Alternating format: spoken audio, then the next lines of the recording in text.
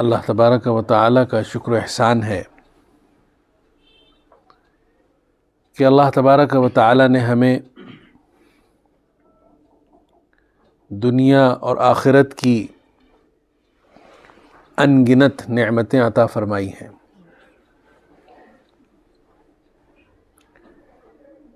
اس نے ہمیں مادی نعمتوں سے بھی نوازا ہے، اس نے ہمیں روحانی نعمتوں سے بھی نوازا ہے۔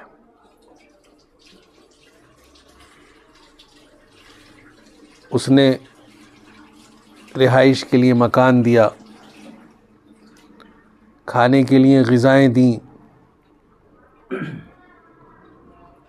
روزی کمانے کے لیے کاروبار کے ذرائع دیے، تجارت، ملازمت، امن و سکون کے حالات عطا فرمائے۔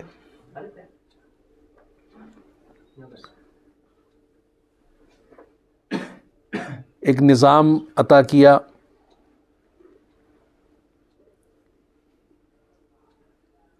مادی وسائل عطا کیے،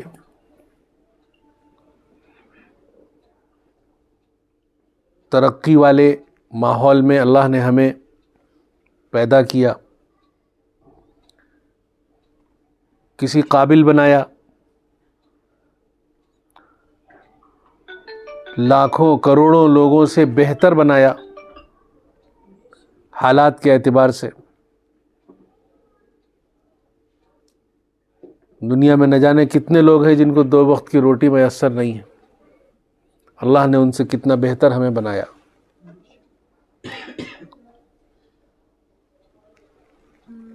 سکون کی ایک زندگی عطا فرمائی کہ ہم اپنی ضروریات زندگی کو بآسانی فراہم کر لیتے ہیں۔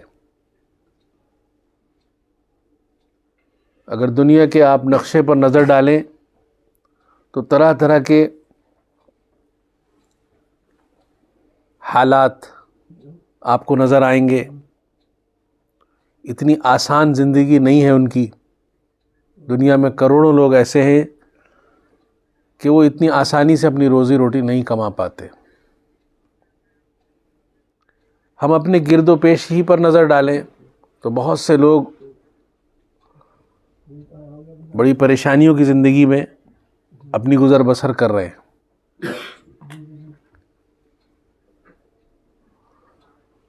اس کے علاوہ اللہ تبارک و تعالی نے ہمیں ایسا دین عطا فرمایا جس میں ہمارے لیے مکمل رہنمائی ہے، انڈیویجول رہنمائی بھی ہے اور اجتماعی معاملات کی بھی رہنمائی ہے۔ ہماری اپنی اصلاح کیسے ہو، ہم کیسے متقی اور پرہیزگار بنیں، ہم کیسے نیک راستے پر چلیں، ہمارا ضمیر، ہمارا کیریکٹر، ہمارے اخلاق، ہماری عادتیں کیسی ہونی چاہیے، ہمارے دین نے ہمیں یہ سب مکمل شکل میں سکھایا ہے۔ اور اسی کے ساتھ ساتھ ہم اجتماعی طور پر کیسے زندگی گزاریں، اپنے آس پاس کے لوگوں کے ساتھ کس طرح سے مل جل کر رہیں، جس ملک میں ہم رہتے ہوں اس ملک کے قوانین کا کس طرح سے پاس اور لحاظ کریں، جس آبادی میں ہم رہتے ہوں، جس معاشرے میں ہم رہتے ہوں، جس سماج میں ہم رہتے ہوں، جس سوسائٹی میں ہم رہتے ہوں، اس سوسائٹی کے افراد کے ساتھ ہمارا معاملہ کس طریقے کا ہو۔ ہمیں ہر چیز کی مکمل رہنمائی عطا کی گئی۔ مثال کے طور پر ہمیں وقت کی پابندی کا حکم دیا گیا، ایک دوسرے کے حقوق کے احترام کی تاکید کی گئی، تعلیم کا حکم دیا گیا، صفائی اور ستھرائی کا حکم دیا گیا، یہ تمام چیزیں اجتماعی زندگی سے تعلق رکھتی ہیں۔ اس کا تعلق صرف ہماری زندگی سے نہیں ہوتا بلکہ دوسرے سے بھی اس کا تعلق ہوتا ہے۔ صفائی ستھرائی سے بیماریوں کی روک تھام ہوتی ہے، وقت کی پابندی سے دوسرے انسان کو بھی ہم سے بہت سے فائدے ہوتے ہیں، تعلیم سے دوسرا انسان ہم سے فیض اٹھاتا ہے، وغیرہ وغیرہ۔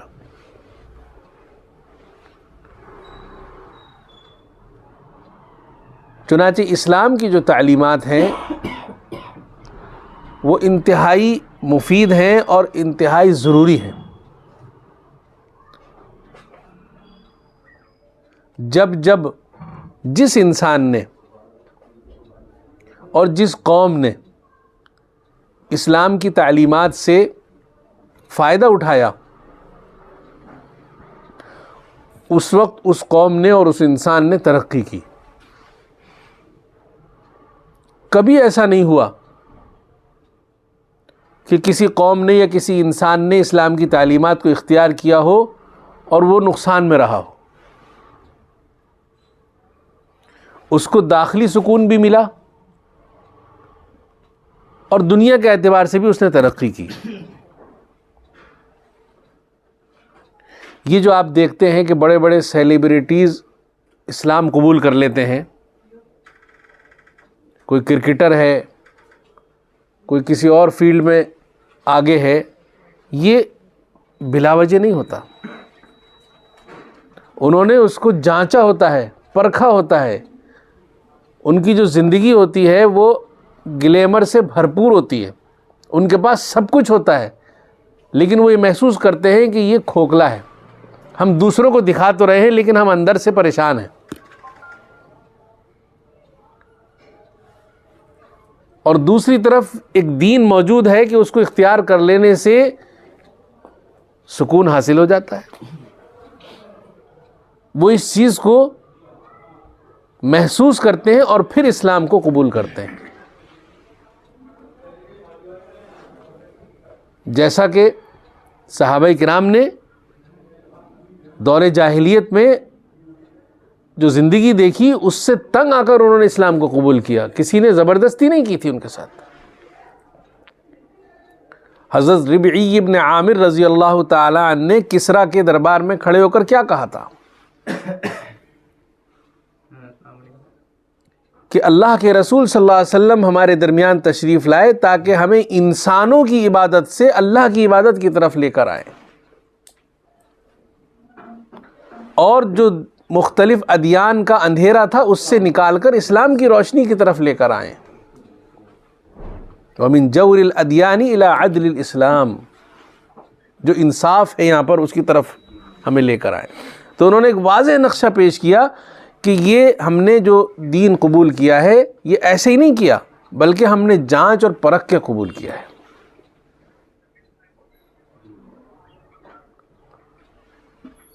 اللہ کے رسول صلی اللہ علیہ وسلم نے اس دین کے ذریعے سے جو قوانین انسانیت کو عطا کیے وہ قوانین انسانیت کے لیے ضروری ہیں، چنانچہ جب ان قوانین کو اختیار کیا گیا انسانیت نے فلاح پائی، انسانیت نے ترقی کی۔ ابھی میں نے آپ کے سامنے چند چیزوں کی مثال پیش کی۔ ایجوکیشن کو انسانیت نے حاصل کیا، انسانیت نے ترقی کی۔ صفائی ستھرائی کو انسانیت نے حاصل کیا، انسانیت نے ترقی کی۔ وقت کی پابندی کو انسانیت نے حاصل کیا، انسانیت نے ترقی کی۔ یہ سب ہمارے دین کی بنیادی تعلیمات تھیں۔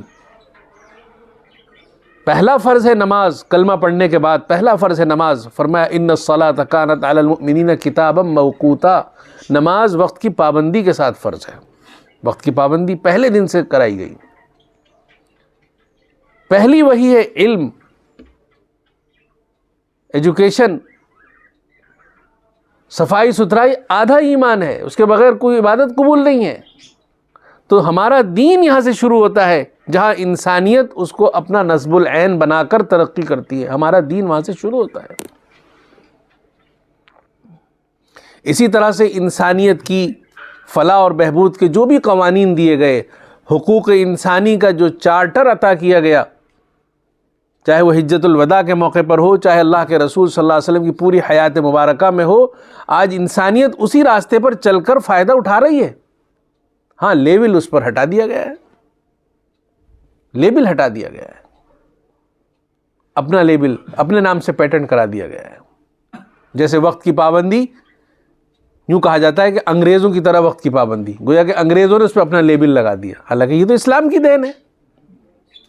صفائی ستھرائی اسلام کی دین ہے، ایجوکیشن اسلام کی دین ہے، آج اس پر لیبل دوسروں کا لگ گیا. اسی طرح سے قوانین جو جو اسلام نے عطا کیے، اس میں سے انسانیت نے جتنے جتنے قوانین کو اختیار کر لیا، انسانیت کامیاب ہوتی چلی گئی. اسلام میں بادشاہت کا تصور نہیں ہے، اسلام میں مشورے کا تصور ہے.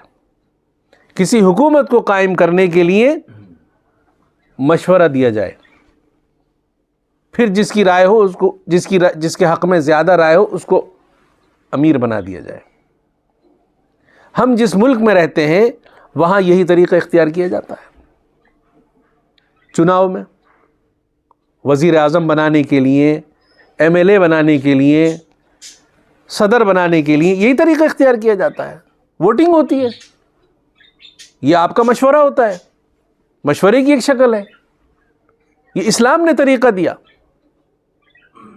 جمہوریت جس کو آپ کہتے ہیں، یہ اسلام کا دیا ہوا طریقہ ہے جس کو انسانیت نے آج اپنے لیے اختیار کیا اور فلاح پائی. یوم جمہوریہ منایا جاتا ہے، یہ اسلام کی دین ہے، اسلام کی تعلیم ہے کہ جب اپنے حاکم کا انتخاب کرو تو مشورے سے منتخب کرو. زبردستی نہیں تھوپا جا سکتا کہ میں بادشاہ ہوں تمہارا، میں امیر ہوں، ایسے نہیں ہو سکتا. یزید اور معاویہ کا یہی تو قصہ تھا. امیر معاویہ نے یزید کو اپنا جانشین بنا دیا تھا، آپ سب واقف ہیں. اس پر صحابہ نے اختلاف کیا تھا، امام حسن امام حسین رحمۃ اللہ رضی اللہ تعالیٰ نے اختلاف کیا تھا، اور کربلا کی جنگ ہوئی تھی. کہ اسلام میں یہ نہیں ہے کہ باپ کے بعد بیٹا بن جائے گا، مشورہ ہوگا، مشورے سے طے ہوگا. اور انہوں نے خروج کیا، بغاوت کی حضرت حسین رضی اللہ تعالیٰ نے، اور اپنی جان کا نذرانہ پیش کیا. کہ اسلام میں یہ تصور نہیں ہے، اسلام میں جمہوریت کا تصور ہے. اسلام میں آپ کو اختیار ہونا چاہیے کہ آپ اپنے حاکم کا انتخاب کریں. تو یہ اسلام کی تعلیم ہے. تو ہمیں سمجھنا ہوگا کہ اسلام کی تعلیمات ہمارے لیے کتنی مفید ہیں، اور ہمیں یہ بات دوسروں کو پہنچانی ہوگی، اور ہمیں ان کو بتانا ہوگا کہ آپ جو یہ طریقہ منتخب کر رہے ہیں یہ بالکل درست طریقہ ہے. اور ہمارے دین کی تعلیم یہی ہے کہ جب کسی حاکم کا انتخاب کیا جائے تو مشورے سے اس کا انتخاب کیا جائے. ہمیں ان کا اس میں تعاون کرنا ہوگا، ساتھ دینا ہوگا. دوسری بات، اللہ کے نبی صلی اللہ علیہ وسلم جب نبی بنائے گئے تو مسلمان ظاہر ہے کہ نہیں تھے. پھر اللہ نے ایمان کی دولت سے نوازا تو مکہ مکرمہ میں 13 سال تک مسلمان اقلیت میں رہے، چھوٹے بھائی بن کے رہے، تعداد میں مختصر تھے، کم تھے. جس طرح آپ آج ہندوستان میں تعداد میں کم ہیں، آپ چھوٹے بھائی ہیں. تو ہمارے لیے اللہ کے نبی صلی اللہ علیہ وسلم کی جو مکی زندگی ہے وہ اس وقت ہمارے لیے مثال ہے. ہمیں اس ہندوستان میں ان طریقوں کو اختیار کرنا ہے جو اللہ کے نبی صلی اللہ علیہ وسلم نے مکی دور میں اختیار فرمائے. آپ کی جو زندگی تھی، کس طرح سے کامیاب زندگی آپ نے گزاری کہ انتہائی کم تعداد میں تھے. آج تو ہم ان کے مقابلے میں بہت بڑی تعداد میں ہیں. وہاں تو زیرو تھا معاملہ، 1 اور 2 سے شروع ہوئی تھی گنتی. یہاں تو آپ ماشاءاللہ کروڑوں میں ہیں. تو اس لیے ہمارے سامنے نمونہ ہے اللہ کے نبی صلی اللہ علیہ وسلم کی زندگی. اس وقت جس ملک میں ہم رہتے ہیں تو ہمیں کس طرح سے پیار سے، محبت سے اور حقوق کے احترام کے ساتھ، صبر کے ساتھ، برداشت کے ساتھ اور اپنے دین پر استقامت کے ساتھ اختیار رہنا ہے، اپنے دین پر استقامت کے ساتھ رہنا ہے، اور لوگوں کو بتانا ہے کہ آپ کا دین جو ہے وہ دنیا میں امن و سلامتی لے کر آیا ہے۔ اپنے ہر عمل سے، اپنے ہر قول سے، اپنے ہر چال ڈھال سے اپنے کو دعوت کا ایک پیکر بنانا ہے۔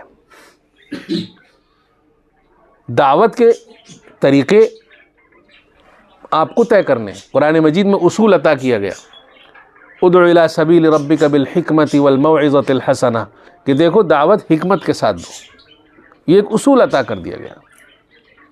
اب حکمت آپ کو ڈھونڈنی ہے۔ کبھی زبان سے کہا جاتا ہے، کبھی اپنے عمل سے پیش کیا جاتا ہے، کبھی اپنے اخلاق سے پیش کیا جاتا ہے، کبھی خدمت خلق سے پیش کیا جاتا ہے۔ اللہ کے نبی صلی اللہ علیہ وسلم نے فرمایا خیر الناس من ينفع الناس، بہترین انسان وہ ہے جو دوسروں کو نفع پہنچائے۔ آپ دوسروں کے لیے منفعت والے بنیے، آپ دوسروں کے لیے ہمدرد بنیے۔ آپ کا کوئی غیر مسلم بھائی اگر بیمار ہے، آپ اس کی عیادت کیجئے، اگر بھوکا ہے تو اس کو کھانا کھلائیے، اگر ننگا ہے تو اس کو کپڑے پہنائیے، اس کی ضرورتوں کو پورا کیجئے، اور اس کی کوئی نمائش مت کیجئے، اس کا پروپیگنڈا مت کیجئے، اس کا چرچا مت کیجئے۔ آپ اس کام کو اللہ کے لیے کیجئے۔ اللہ دلوں کے حال سے واقف ہے۔ من کان للہ کان اللہ لہ، جو اللہ کا ہو جاتا ہے اللہ اس کا ہو جاتا ہے۔ وہ طریقہ نہیں کہ آپ نے ایک لحاف بانٹا تو اس کی سیلفی بنا رہے ہیں، آپ نے کچھ کھانے کا پیکٹ بانٹا تو اس کی آپ تصویر کشی کر رہے ہیں، یہ طریقہ نہیں ہے۔ آپ جو بھی کام کریں اخلاص کے ساتھ کریں، اور اس سے بھی بڑی دعوت یہ ہے کہ آپ خود دین پر چلیں۔ دوسروں کو دین کی باتیں بتانا اور خود دین پر نہ چلنا، یہ بہت بڑی غلط روش ہے۔ آج ہماری شادی بیاہ آپ دیکھ لیجئے، اس میں ڈی جے بھی ہو رہا ہے، اس میں ناچ گانا بھی ہو رہا ہے، اس میں آتش بازی بھی ہو رہی ہے، اور نام محمد رسول اللہ صلی اللہ علیہ وسلم کا لیا جا رہا ہے۔ النکاح من سنتی قال رسول اللہ صلی اللہ علیہ وسلم، اور وہاں پر ساری سنتوں کو پیروں کے نیچے روندا جا رہا ہے۔ یہ ہمارے سب برادران وطن دیکھ رہے ہیں اور مذاق اڑا رہے ہیں کہ ان کا تو ہیئر اسٹائل بھی اپنے دین نبی کا نہیں ہے، یہ کیا خاک پیش کریں گے دین؟ ان کے تو بولنے کا اسٹائل وہ نہیں ہے، ان کا نوجوان جو ہے وہ مست ہے، پینے پلانے تک کا ماحول موجود ہے، کوئی ڈھکا چھپی بات نہیں ہے۔ اور ماشاءاللہ جو خواتین کا حال ہے وہ آپ کو معلوم ہے۔ تو دعوت جو ہے وہ سب سے پہلے اپنے اوپر پیش کی جاتی ہے۔ مکی دور میں اللہ کے رسول صلی اللہ علیہ وسلم نے اور صحابہ کرام نے اپنے کو مسلمان بنا کر پیش کیا، وہ ہمیں کرنا ہے۔ اپنی زندگی میں اسلام کو داخل کرنا ہے۔ اس سے آپ کو کسی سمویدھان نے نہیں روکا۔ دوسری چیز، اللہ کے نبی صلی اللہ علیہ وسلم مکہ مکرمہ میں تھے، پھر اس کے بعد آپ مدینہ منورہ تشریف لائے، دونوں جگہ آپ نے معاہدے کیے۔ مکہ مکرمہ میں حلف الفضول کا معاہدہ ہوا تھا، اور مدینہ منورہ میں میثاق مدینہ کا معاہدہ ہوا تھا۔ دونوں معاہدوں کی یہ بالکل واضح باتیں تھیں کہ جب بھی کسی پر ظلم ہوگا ہم مذہب کو نہیں دیکھیں گے، ہم دھرم کو نہیں دیکھیں گے، ہم مظلوم کی حمایت کریں گے، ہم ظالم کو ظلم سے روکیں گے۔ کسی پر ظلم کیا جائے گا تو ہم اس کا کاندھا بن کر اس کے ساتھ کھڑے ہوں گے، اس کا ہاتھ دست و بازو بن کر اس کے ساتھ کھڑے ہوں گے۔ مدینہ منورہ میں آپ تشریف لے گئے، آپ نے یہود کو اپنے ساتھ ملایا، مشرکین کو اپنے ساتھ ملایا، اور معاہدہ کیا کہ اگر کوئی تمہارے اوپر زیادتی کرے گا تو ہم تمہارا ساتھ دیں گے، ہم یہ نہیں دیکھیں گے کہ تم ہمارے مذہب سے تعلق رکھتے ہو یا نہیں، ہم تمہارا ساتھ دیں گے. کوئی تمہارے اوپر چڑھائی کرے گا تو ہم تمہاری حمایت کریں گے, اور ہمارے اوپر کوئی چڑھائی کرے گا تو تم ہماری حمایت کرنا. آج ہمیں اپنے ملک میں اسی معاہدے کو تازہ کرنے کی ضرورت ہے.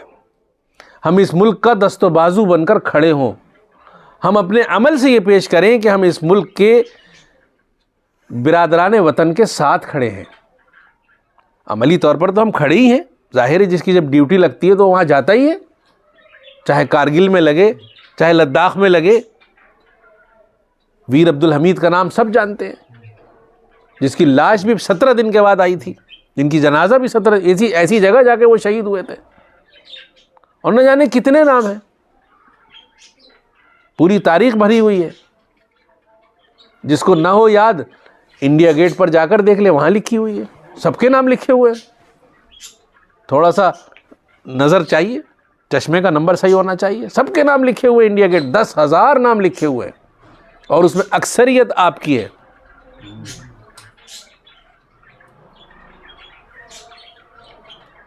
ہم تو اتنا بھی نہیں کرتے کہ ان ناموں کو جا کر دیکھ لیں, اپنے بچوں کو دکھائیں کہ دیکھو یہاں اس انڈیا گیٹ پہ کچھ لکھا ہوا بھی ہے. بلڈنگ تو دیکھ کر آ جاتے ہیں, قریب جا کر دیکھو اس پہ کتنے نام لکھے ہوئے ہیں.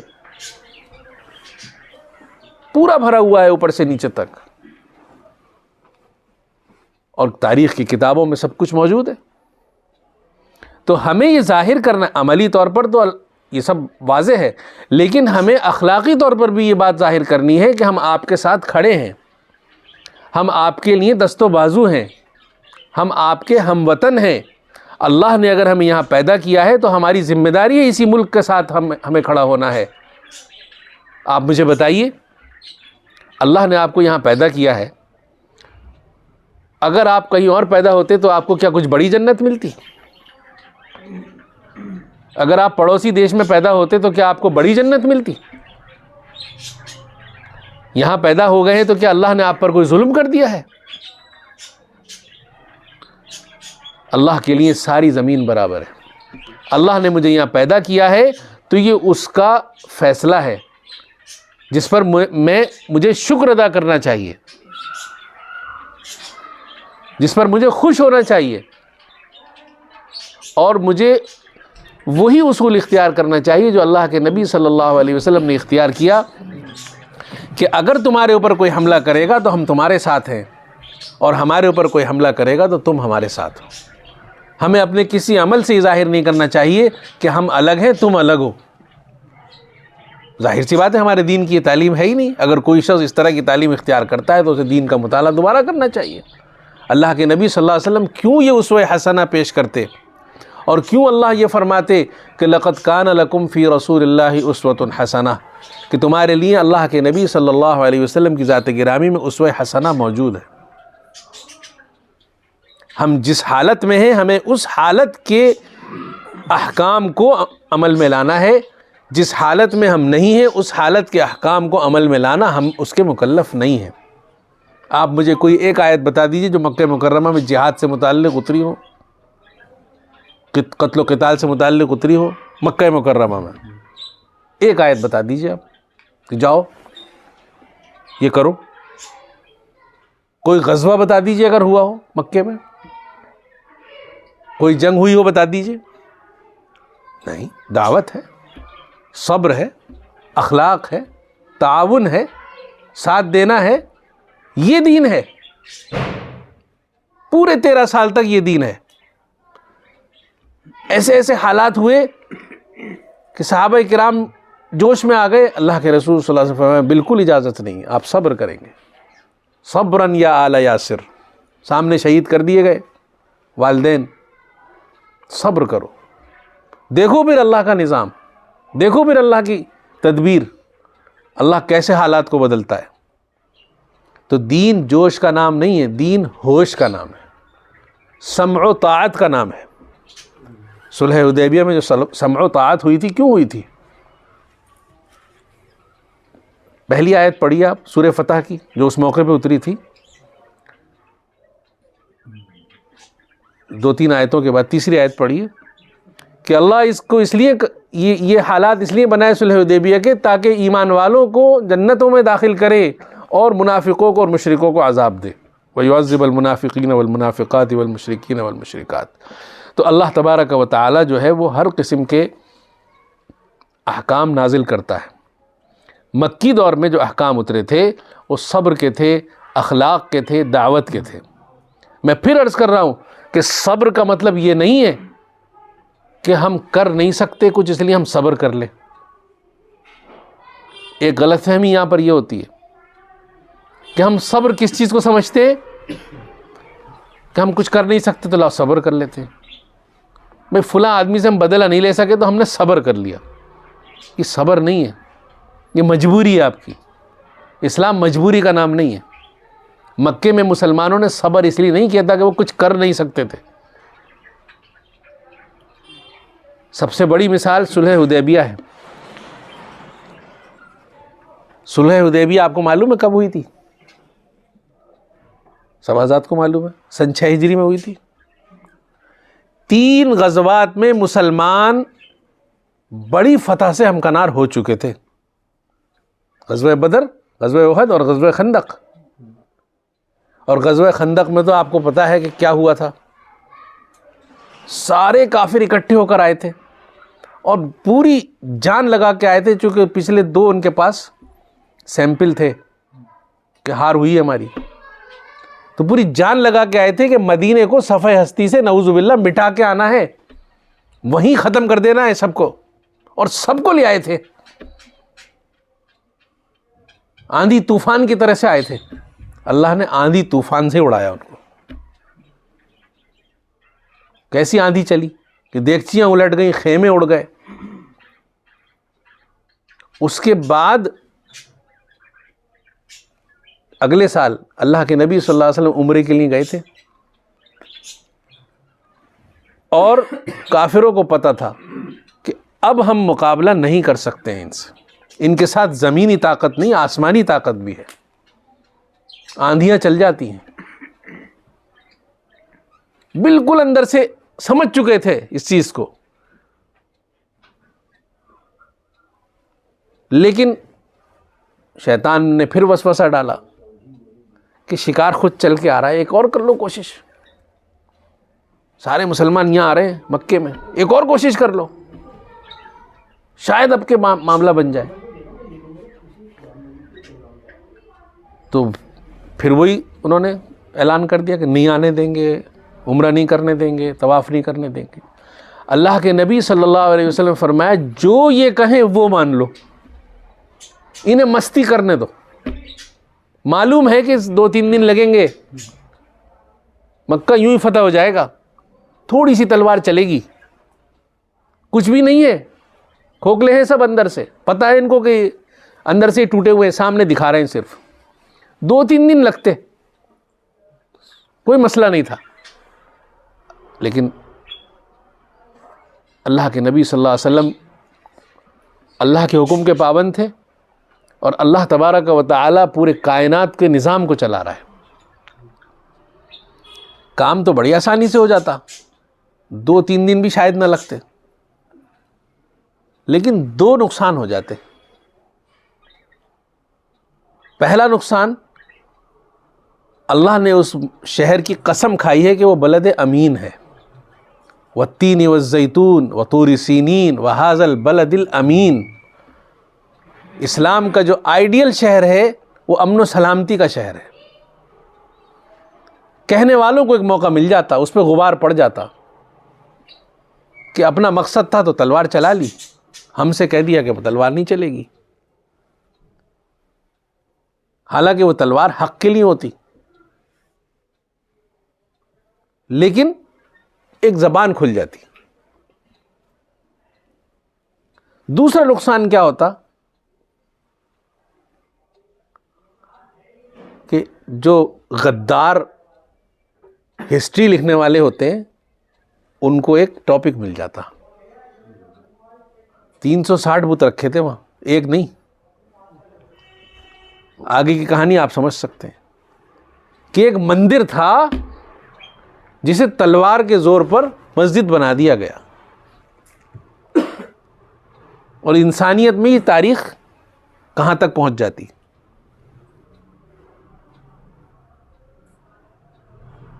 کسی کی زبان کو آپ بند نہیں کر سکتے. جب سامان کی لوڈنگ ہوتی ہے تو جو کانچ کا سامان ہوتا ہے اس پہ لکھا جاتا ہے کہ کانچ کا سامان ہے. نزاکت بھی ملحوظ رکھنی ہے, سامان کو لوڈ بھی کرنا ہے اور کانچ ٹوٹنا بھی نہیں چاہیے. مکے کو فتح بھی کرنا ہے اور اس کی عزت پہ حرف نہیں آنا چاہیے. تو اللہ نے 1 سال نہیں گزرنے دیا بغیر کسی محنت کے, اللہ نے وہ ہاتھ میں واپس دلایا. ورنہ ہسٹری لکھنے والوں کو ایک ٹاپک مل جاتا. اور آج دیکھیے نا آپ, میں ایک مثال پیش کرتا ہوں آپ کو. اسرائیل ایک اسٹیٹ ہے. اللہ کے نبی صلی اللہ علیہ وسلم نے یہود کو مدینے سے نکال دیا تھا. آپ کو یہ بھی معلوم ہے کہ کیسے نکالا تھا, کتنی بڑی غداری کی تھی انہوں نے. حضور سے آ کر عرض کیا کہ 2 آدمیوں میں جھگڑا ہو گیا ہے, آپ صلح کرا دیجیے. حضور تشریف لے گئے. وہاں چٹان لے کے, پتھر لے کے ایک آدمی کو بٹھا رکھا تھا قلعے کے اندر, اوپر سے گرا دی. یہ پلان تھا. وہ تو حضرت جبریل علیہ السلام تشریف لائے, حضور کو اٹھا لیا, بس وہ چٹان نیچے گر گئی. اس کے بعد حضور صلی اللہ علیہ وسلم نے ان کو خیبر پہنچایا, جلا وطن کیا مدینے سے, اور پھر حضرت عمر کے دور میں وہاں سے بھی نکال دیے گئے. اسی کے لیے آج وہ ماتھا پیٹتے ہیں, بال نوچتے ہیں, سر پیٹتے ہیں کہ ہمارا وطن ہے, وہ ہمارا وطن ہے. اسرائیل کی اسٹیٹ وہاں تک ہے, مدینے تک. تو یہی یہاں ہوتا کہ ہمارا وطن وہاں ہے. تو اللہ تبارک و تعالی, یہ تو خیر بات نکل آئی. جو مجھے عرض کرنی تھی وہ بات یہ تھی کہ وہ صلح مجبوری کی صلح نہیں تھی. 3 غزوات فتح ہونے کے بعد کی صلح تھی. عزت کے ساتھ صلح تھی, ذلت کے ساتھ صلح نہیں تھی. ہمیں اپنے ملک میں اپنے دین پر عزت کے ساتھ قائم رہنا ہے اور صلح کے ساتھ رہنا ہے. یہ صلح کمزوری کی صلح نہیں ہے, یہ صلح طاقت کی صلح ہے. آپ اس ملک میں برابر کے حقدار ہیں. آپ کے آباء و اجداد نے اس ملک کو آزاد کرایا ہے, اور انہوں نے وہ قانون طے کیا ہے جس میں یہ لکھا ہوا ہے کہ ہر شہری کو برابر کے حق ہیں, چاہے وہ کسی بھی مذہب کا ہو. لہٰذا آپ قانون کا احترام کرتے ہوئے اپنے مذہب پر آزادی کے ساتھ چلنے کے لیے جائز حقدار ہیں. کسی نے آپ کو احسان نہیں کیا ہے. اگر آپ یہاں پر اپنے مذہب پر چلتے ہیں تو کسی نے آپ کے اوپر احسان نہیں کیا ہے. کسی کے احسان کے تحت نہیں کرتے آپ یہ کام, بلکہ آپ حق کے ساتھ اپنے مذہب پر چلتے ہیں. لہٰذا آپ کو یہ غلط فہمی دل سے نکال دینی ہے کہ اس ملک میں آپ اللہ کی عبادت کرنے کے لیے کسی پریشانی کا شکار ہو سکتے ہیں. آپ اس ملک کے قانون کا احترام کرتے ہوئے اپنے مذہب پر عمل کرنے کے پابند ہیں, اور کوئی آپ کے لیے اس میں پریشانی کی بات نہیں ہے. مزید یہ کہ آپ جس مذہب پر چلتے ہیں اس کی جائز طریقے سے تبلیغ کر سکتے ہیں. یہ آپ کو قانونی طور پر حق دیا گیا ہے. یہ کسی مجبوری کے تحت آپ نہیں کر رہے یہ کام, کسی کے احسان کے تلے دب کر نہیں کر رہے آپ یہ کام. ہاں, یہ بات ضرور ہے کہ ہمیں اپنے ملک کے قانون کے احترام کے ساتھ یہ تمام کام کرنے ہیں. ہمیں اپنی زبان کو کسی ایسی بات سے آلودہ نہیں کرنا ہے کہ ہم اس ملک کے قانون کا احترام نہیں کریں گے. ہمیشہ یاد رکھیے, اس بات کو کہتے میں ہمیشہ اطمینان محسوس کیجئے کہ آپ کے ملک کا قانون آپ کو مذہب پر عمل کرنے کی اجازت دیتا ہے. لہٰذا کچھ بھی بات کہنے سے پہلے اپنے آپ کو بریکٹ کر لیجئے کہ ہم اس ملک کے قانون کا احترام کرتے ہیں اور اس قانون کے تحت ہم اپنے مذہب پر عمل کرتے ہیں. اگر آپ یہ کہتے ہیں کہ ہم اس ملک کے قانون کا احترام نہیں کرتے تو دنیا میں آپ سے بڑا جاہل کوئی نہیں ہے, دنیا میں آپ سے بڑا احمق کوئی نہیں ہے کہ ہم تو صرف خدا کے قانون کو مانتے ہیں, ہم کسی ملک کے قانون کو نہیں مانتے. آپ کو بات کرنی نہیں آتی. اللہ کے نبی صلی اللہ علیہ وسلم نے اس طرح سے بات کبھی کی نہیں. ہمیشہ میثاق مدینہ کیا, ہمیشہ حلف الفضول کیا اور عزت کے ساتھ زندگی گزاری. ہم جوش میں آ جاتے ہیں, ہم کہتے ہیں کوئی قانون نہیں, قانون تو بس خدا کا. یہ نہ بات کہنے کا طریقہ ہے، نہ ہمارے دین کی یہ تعلیم ہے۔ اپنے آپ کو قانون کے دائرے میں رکھیے، آپ ایک ذمہ دار شہری ہیں، آپ پڑھے لکھے مسلمان ہیں، آپ ان پڑھ مسلمان نہیں ہیں، آپ پڑھے لکھے مسلمان ہیں، اللہ نے آپ کو تعلیم دی ہے، اللہ نے آپ کو علم دیا ہے، آپ اس ملک کے قانون کا احترام کیجئے جس ملک کے قانون میں آپ رہتے ہیں۔ یہ اللہ کے نبی صلی اللہ علیہ وسلم کی تعلیم ہے، یہ اللہ کے نبی صلی اللہ علیہ وسلم کی سنت ہے۔ اور یہ بات پھر ملحوظ رکھیے کہ دنیا میں جتنی بھی ترقیاں ہیں، جتنے بھی قوانین ہیں، چاہے وہ ہمارے ملک کا ہو، چاہے دنیا میں کوئی بھی معزز قانون ہو، دین اسلام میں اس کے اصول موجود ہیں۔ دنیا نے جب ان قوانین سے تھوڑے بہت حاصل کیے، اپنے آپ کو مہذب بنا لیا، سویلائزڈ بنا لیا۔ دنیا میں جو کچھ بھی سویلائزیشن ہے وہ دین اسلام کے قوانین کے تحت ہے۔ لیبل ہٹا دیتے ہیں ہٹانے والے۔ تعلیم کو اختیار کیا گیا، ترقی ہو رہی ہے۔ صفائی ستھرائی کو اختیار کیا گیا، ترقی ہو رہی ہے۔ وقت کی پابندی کو اختیار کیا گیا، ترقی ہو رہی ہے۔ ایک دوسرے کے حقوق، یہ ہمارے دین کی تعلیم ہے۔ انسانیت کے حقوق، ہمارے ملک میں جو قوانین ہیں یا کسی بھی ملک میں جو قوانین ہوتے ہیں، اس کا بنیادی فکر کیا ہوتی ہے کہ ہر انسان کو آزادی ہو، ہر انسان کے حقوق پوری طرح سے حاصل ہو، کسی انسان کو پریشانی نہ ہو۔ سمویدھان اسی لیے بنایا جاتا ہے۔ تو یہ چیزیں تو اسلام نے عطا کی ہیں۔ اللہ کے نبی صلی اللہ علیہ وسلم جب تشریف لائے تو لوگ سڑکوں پر بکتے تھے جیسے سبزی ترکاری بکتی ہے، فروخت ہوتے تھے۔ غلام اور باندیوں کا کلچر تھا۔ آزادی کے الف بیتے نہیں جانتے تھے لوگ۔ اللہ کے نبی صلی اللہ علیہ وسلم نے آزادی کا لفظ عطا کیا، انسانیت کو آزاد کیا، آزادی دی، اس کو بتایا کہ تم انڈیپینڈنٹ ہو، تم کسی کے ماتحت نہیں ہو، تمہیں بیچا اور خریدا نہیں جا سکتا۔ یہ اللہ کے نبی صلی اللہ علیہ وسلم نے تعلیم دی۔ آج دنیا میں کوئی غلام باندی نہیں بکتا، یہ اللہ کے نبی صلی اللہ علیہ وسلم کی تعلیم کا اثر ہے۔ تو وہ آزادی جس کی ہم آج خوشی مناتے ہیں، وہ اللہ کے نبی صلی اللہ علیہ وسلم کی دین ہے۔ اس پر ہمیں اطمینان محسوس کرنا چاہیے۔ فرمایا اللہ کے نبی صلی اللہ علیہ وسلم نے، الحکمت ضالۃ المؤمن حیث وجدہا فہو احق بہا، کہ سمجھداری کی بات مومن کا گم شدہ مال ہے، جہاں بھی ملے وہ اس کا حقدار ہے۔ مسلم کے پاس ملے، غیر مسلم کے پاس ملے، وہ اس کا حقدار ہے۔ تو آزادی بھی تو ایک حکمت ہے۔ یہ در حقیقت آپ کا حق ہے۔ آپ نے دنیا کو، انسانیت کو آزادی عطا کی، آپ پریشان کیوں ہوتے ہیں؟ تو اس لیے انسان کو اپنے دین سے رہنمائی حاصل کرنی چاہیے اور اللہ کے نبی صلی اللہ علیہ وسلم کی تعلیمات کو اپنے لیے رہبر اور نمونہ بنانا چاہیے، ادھر کا ادھر نہیں کرنا چاہیے۔ جو مدنی دور کے احکام ہیں اس کو مکی دور پر لاگو کر دینا اور یہ سمجھنا کہ ہم مسلمان ہیں اور ہم سب کچھ کر سکتے ہیں۔ کیوں نہیں ہوا ایسا مکے میں کہ ریاست، اسلامی ریاست کے احکام اتار دیے جاتے؟ کیوں نہیں اتارے گئے؟ کیا اللہ کو اس پر قدرت نہیں تھی؟ کیوں کہا گیا، کیوں یہ حکم نازل نہیں کیا گیا کہ بغاوت کر دو، اپنا امیر خود منتخب کرو؟ کوئی آیت آپ مجھے بتا دیجئے۔ بلکہ یہ تو مدینے میں بھی نہیں کیا گیا۔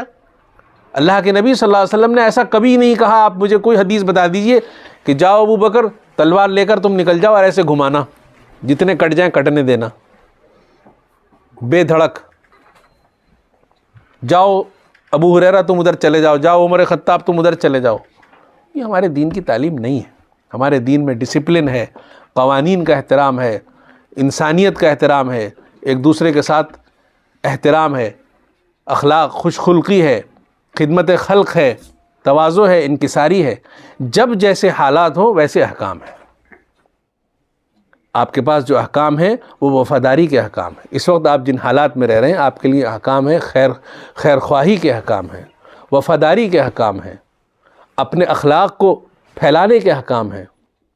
بہت بڑا میدان ہے اخلاق کو پھیلانے کا، بہت بڑا میدان ہے۔ اگر آپ تاجر ہیں تو آپ کے پاس گاہکوں کو اخلاق پھیلانے کا میدان ہے. اگر آپ سروس کرتے ہیں تو آپ کے آفس میں اخلاق کو پھیلانے کا میدان ہے. اگر آپ کسی سوسائٹی میں رہتے ہیں تو آپ کے پڑوسیوں میں اخلاق کو پھیلانے کا پورا میدان ہے. اگر آپ سفر کر رہے ہیں تو آپ کے جو سفر میں ساتھی ہیں ان میں اخلاق کو پھیلانے کا پورا میدان ہے. کیوں ایسا نہیں ہوتا کہ ہم جب تاجر ہوتے ہیں تو تجارت اس طریقے سے کریں جس طریقے سے ہمارا دین حکم دیتا ہے؟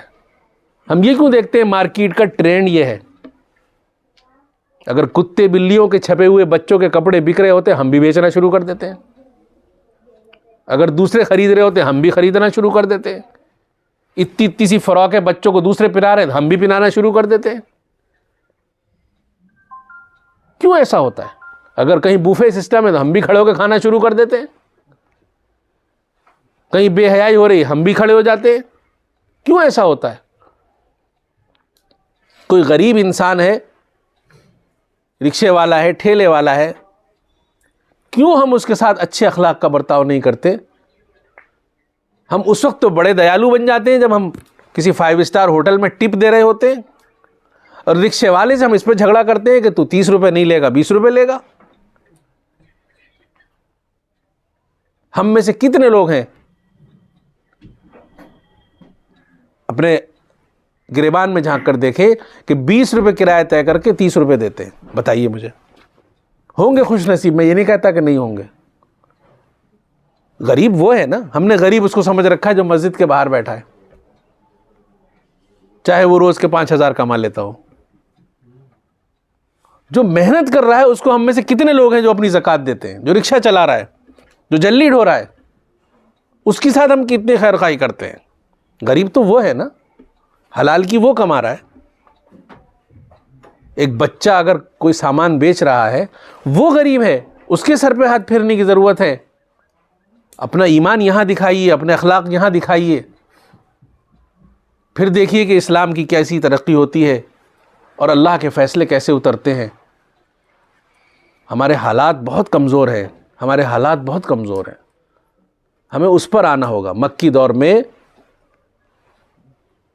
کیا ایمان تھا اس پر آنا ہوگا. ہم صرف اتنا تو سن لیتے ہیں، میں اپنی بات کو 1-2 منٹ میں مکمل کر رہا ہوں، کہ صبر، اتنا تو سن لیتے ہیں، لیکن صبر مجبوری والا نہیں تھا، صبر اخلاق والا تھا، عزت والا صبر تھا. دوسری بات، اس صبر کے ساتھ ایک بڑی اہم چیز جڑی ہوئی تھی، دعوت. وہ ہم چھوڑ دیتے. ہر مسلمان داعی تھا، فرض تھی دعوت. صبر کرنے سے صرف مسئلہ نہیں حل ہو جاتا، ساتھ میں دعوت بھی تھی. اگر آپ مکی دور میں ہیں تو پھر صبر کے ساتھ دعوت بھی آپ کے اوپر ضروری ہے. اور اپنے عمل سے، اپنی زندگی سے، اپنے کیریکٹر سے دین کو اپنے اوپر لانا ہے. اور جس ملک میں آپ رہتے ہیں اس ملک کے قانون کو عزت و احترام کے ساتھ اختیار کرنا ہے، اور اللہ تبارک و تعالی کی عبادت کو اپنے لیے لازم پکڑنا ہے. اللہ نے فرمایا وَتَعَاوَنُوا عَلَى الْبِرِّ وَالتَّقْوَى، نیکی کے اور تقوی کے کاموں میں ایک دوسرے کے ساتھ تعاون کرو. اگر کوئی کام حرام نہیں ہے تو آپ اس میں تعاون کیجئے. وَلَا تَعَاوَنُوا عَلَى الْإِثْمِ وَالْعُدْوَانِ، اگر گناہ کا کام ہے اس میں تعاون مت کیجئے. یہ اصول ہمارے اپنی ذات کے لیے بھی ہے. اگر ہمارا سگا بھائی کسی پر ظلم کر رہا ہے تو ہم اس لیے اس کا ساتھ نہیں دیں گے کہ وہ ہمارا بھائی ہے، اور کوئی دور دراز کا انسان حق بات کہہ رہا ہے تو ہم اس کا ساتھ دیں گے. ہم یہ نہیں دیکھیں گے وہ دور کا آدمی ہے.